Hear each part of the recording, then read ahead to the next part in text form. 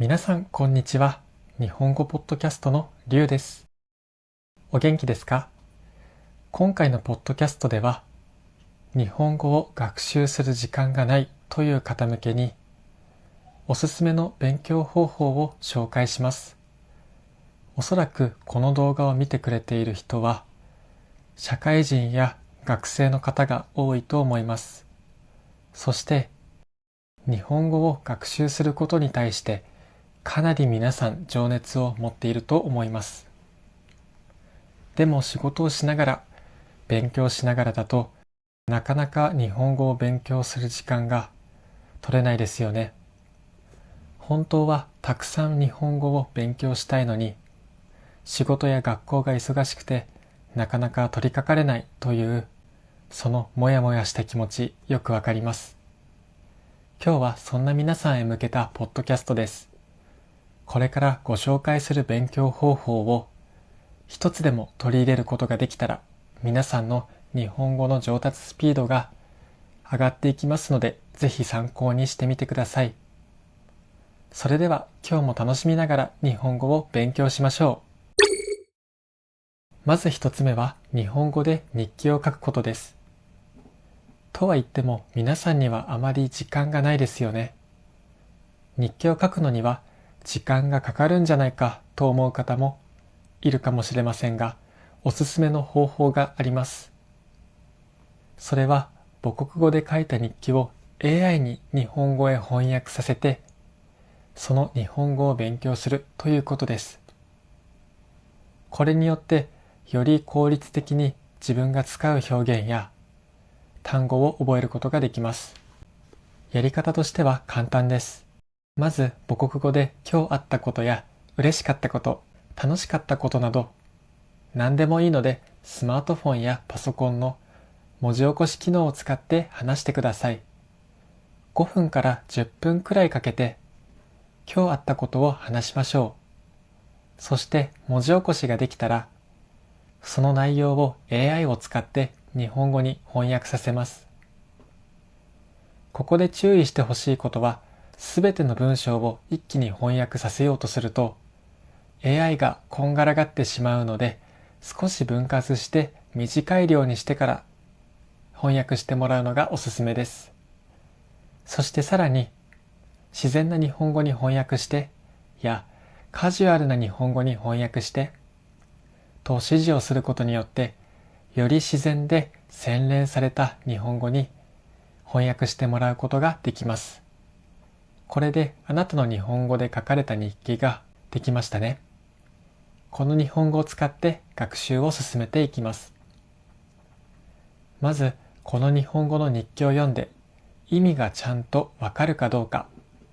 確認していきましょう。わからない箇所があったら AI に聞いてわからないところをなくしていきます。そして文章がある程度理解できるようになったら、次は耳で聞いてみましょう。日本語に翻訳された日記を読み上げアプリ、例えば Google 翻訳などの日本語を読み上げることができるアプリに貼り付けて読み上げてもらいます。そして真似をしながら実際に発音してみましょう。最後は音声だけで意味を理解できるかどうか、そして自分も同じように話せるかどうかまでチェックします。この学習をすることによって、より効率的に実践で使える日本語を学ぶことができます。私もこの学習を始めてから、英語の上達スピードが上がったので、この方法はかなりおすすめです。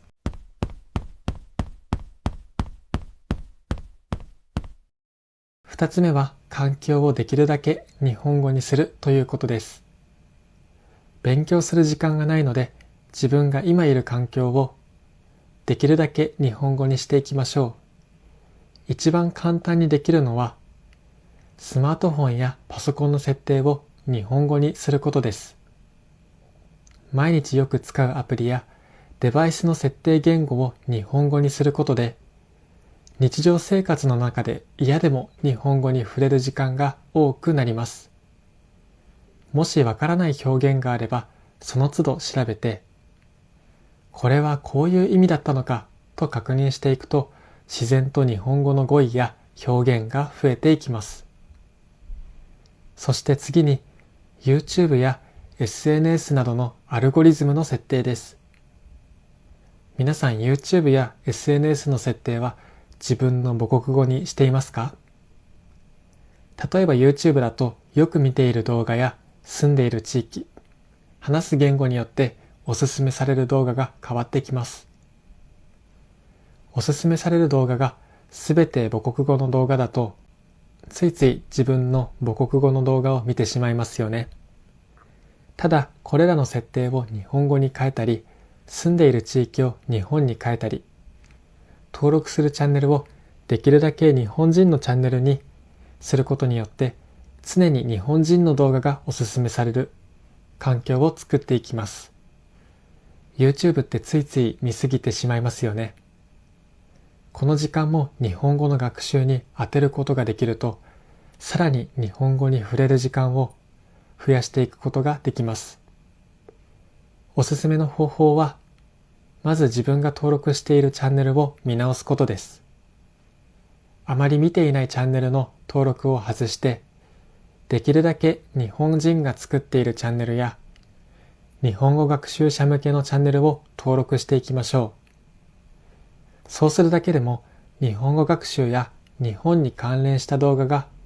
おすすめされるようになります。そしてさらにおすすめなのは、そういった日本人のチャンネルや日本語学習の動画に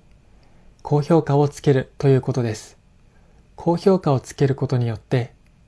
それと関連した似たような動画が YouTube からおすすめされますので、ぜひ日本語に関連した動画に高評価をつけるようにすると、あなたのおすすめ欄が日本語のコンテンツで溢れ返るはずです。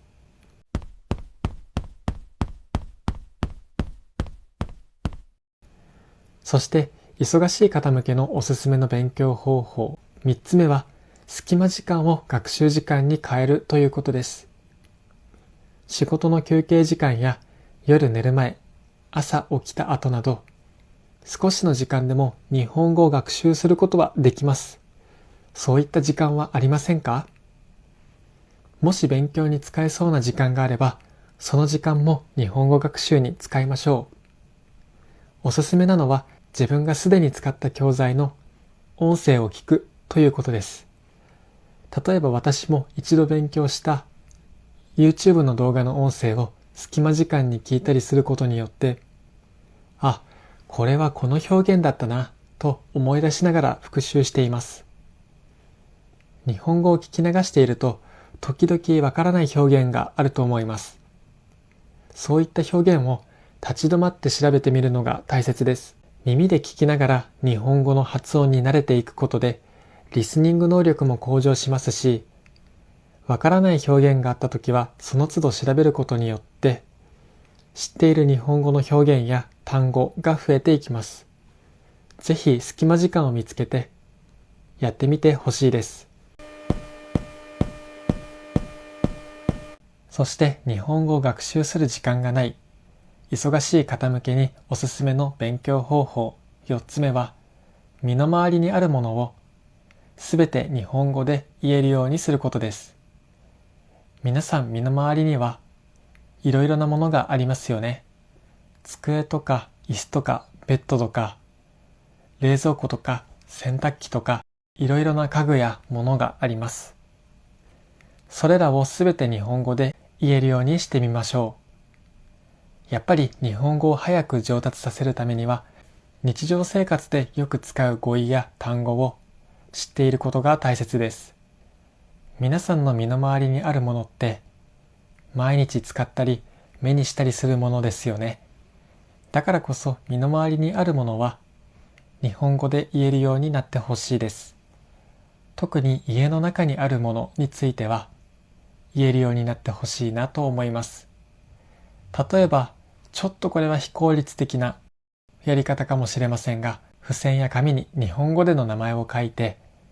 そのものに貼るというような覚え方があります。例えば洗濯機を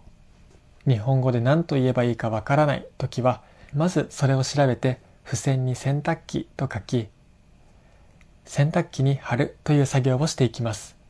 そうすると毎日目に触れるので、自然とそれが何なのかを日本語で言えるようになります。これをもう少し効率的にやりたいという人は AI の映像カメラ共有モードを使いましょう。今の AI には映像共有できる機能が備わっているものがあります。なので日本語で何というかわからないものをカメラに映しながら、これって日本語で何と言いますかと聞くと教えてくれます。そういった機能を使いながらリアルタイムで調べていくこともできます。また AI との会話もできるだけ日本語で行うことによって日本語のスピーキング能力とリスニング能力が上がっていきますので、ぜひ試してみてください。そして日本語を学習する時間がない忙しい方向けにおすすめの勉強法、5つ目は AI を日本語会話に活用することです。ここでやってほしいのは、ただ AI アプリを入れて起動して日本語で話すということではなく、日本語学習用にカスタマイズされた AI を作ってほしいということです。今いろいろな AI が出ていますが、私が英語学習でよく使っているのはジェミニです。Google の AI ですね。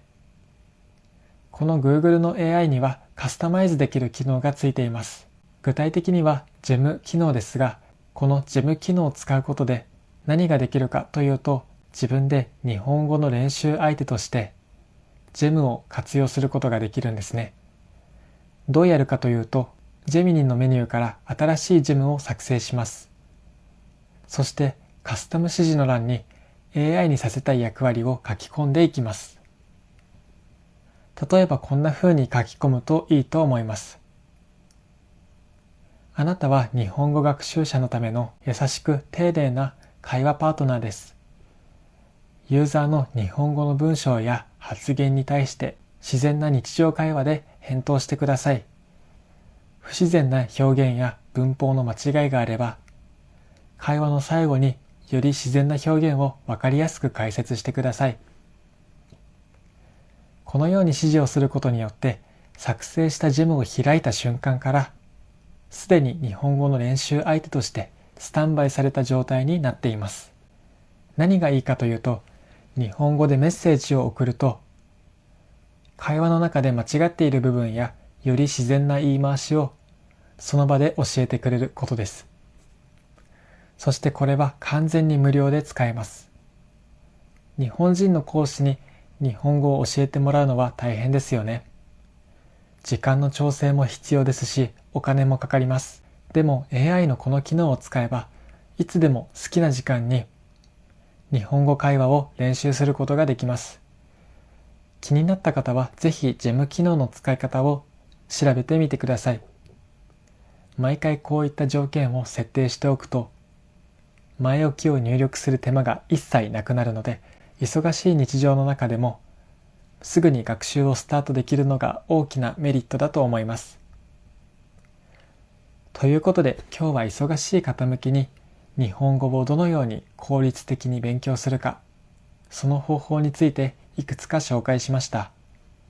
どれか一つでも皆さんの中で実践できそうなものがあればすごく嬉しいです。ぜひどれか一つだけでも取り入れてみて、より効率的に、そして早く日本語を上達させていきましょう。ということで、今日も最後までポッドキャストを聞いてくれてありがとうございました。コメント欄に動画のスクリプトのリンクを載せていますので、ぜひチェックしてみてください。皆さんの高評価とチャンネル登録がいつも励みになっています。ありがとうございます。これからも皆さんの日本語学習の役に立つような動画を上げていきますので、ぜひ高評価とチャンネル登録をよろしくお願いします。